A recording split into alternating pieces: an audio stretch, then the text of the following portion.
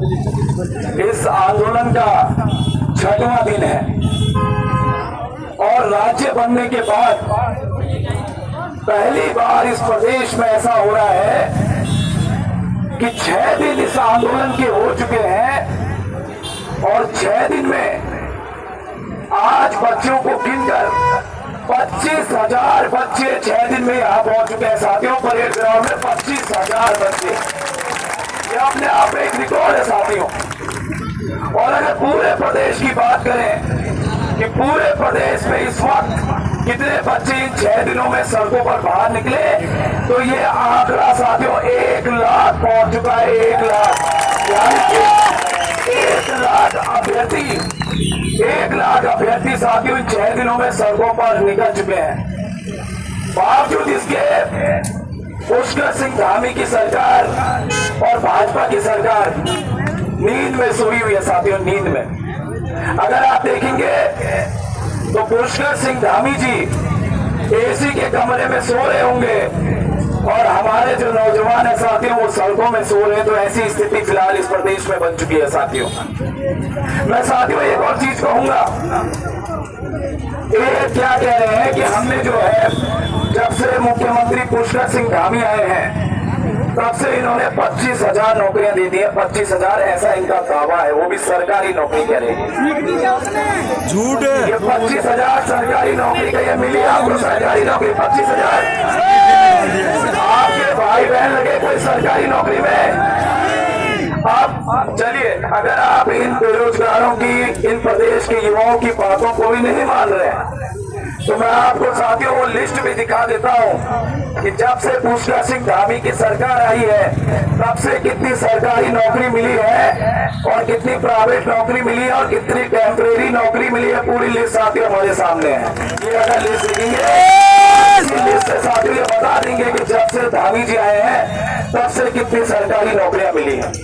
साथियों 25,000 नौकरी का दावा है, लेकिन इन्होंने कुल अभी 8,995 नौकरियां दी है। मैं सरकारी का जिक्र नहीं कह रहा हूं, मैं कह रहा हूं नौकरियां दी है 8,995 और इसमें से 6,250 नौकरियां टेम्परेरी है। टेम्परेरी, सरकारी नहीं है, टेम्परेरी है। और उससे बड़ी बात तो ये साथियों इसमें 2300 नौकरी गैस टीचर है। गैस टीचर, ठीक है, सरकारी नौकरी नहीं है, गैस टीचर है। 950 इन्होंने सीआरपी बीआरपी में दिए, 3,000 इन्होंने 4th क्लास में दिए और जो असली सरकारी नौकरी इन्होंने अब तक दी है पुष्कर सिंह धामी जी के कार्यकाल में, असली सरकारी नौकरी, वो नौकरी दी इन्होंने सिर्फ 2,745। उसमें भी और यहाँ पर आ रहा है साथियों आंकड़ा 2,745।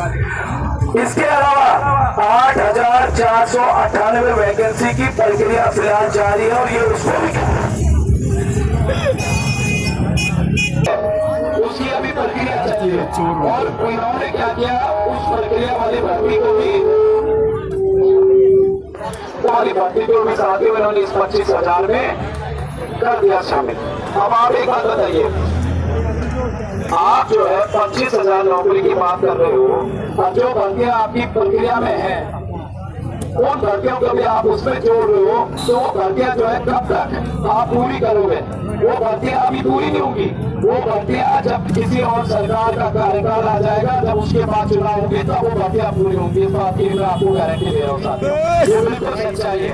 और ये लोग जो है उसी में ये सारी इंक्लूड करते हैं। तो ये एक तरह से पोल आज खुल चुकी है कि 25,000 नहीं बल्कि सिर्फ 2735 नौकरियां इन्होंने सरकारी अभी दी है साथियों। और वो नौकरियों में भी क्या चला, कैसे चला, वो सब लोग आप सबके, वो सब लोग जो आप ये भी जान सकते हैं साथियों। मैं दूसरी चीज एक और कहूंगा साथियों कि यहाँ पर काफी लोग आ रहे हैं और काफी लोग जो है अपनी बात यहाँ पर रख रहे हैं। ये आंदोलन एक बार फिर से मैं स्पष्ट कर दूं कि जो कोई किसी भी पार्टी का यहाँ पर आ रहा है या फिर किसी सामाजिक संगठन से आ रहा है तो सबसे पहले उसकी नजरें यहाँ जाए, इन मांगों पर जाए, इन मांगों पर।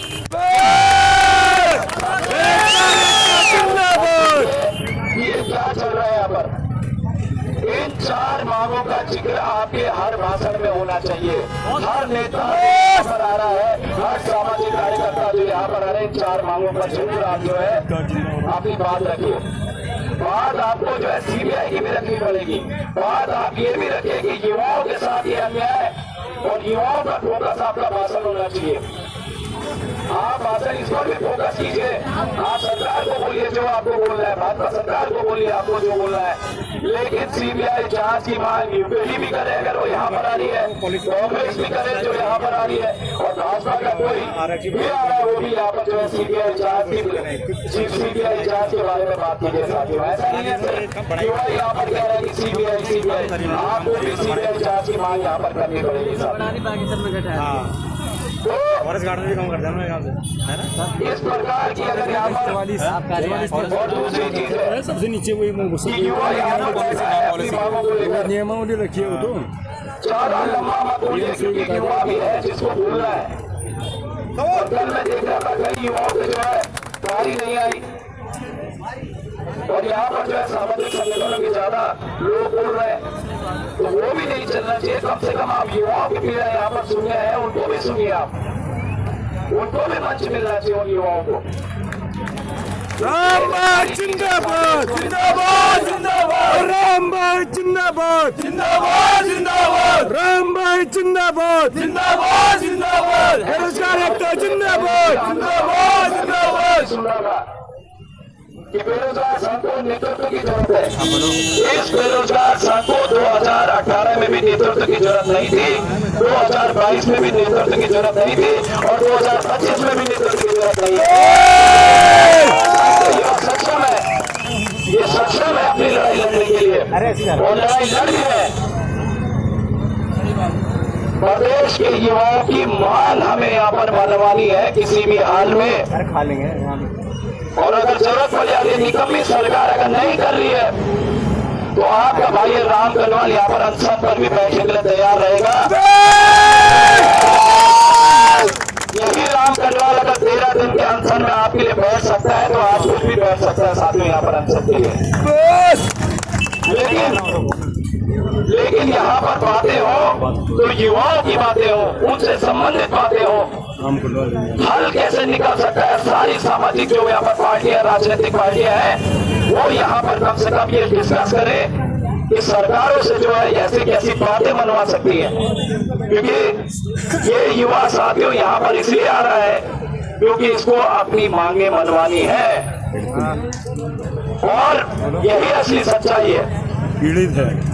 तो एक बात साथियों, पुनः मैं आप लोगों को ये बता दूं कि बात हम लोगों की चल रही है, चीजें आगे जरूर बढ़ेंगी, और अगर चीजें आगे नहीं बढ़ी तो जिस कॉल का हमने आपको कहा था कि एक दिन वो कॉल भी होने वाली है साथियों, जिस पूरे प्रदेश से यहाँ पर 20 से 25 हजार युवा आएगा साथियों। नजरें रख रहे हैं यहाँ पे।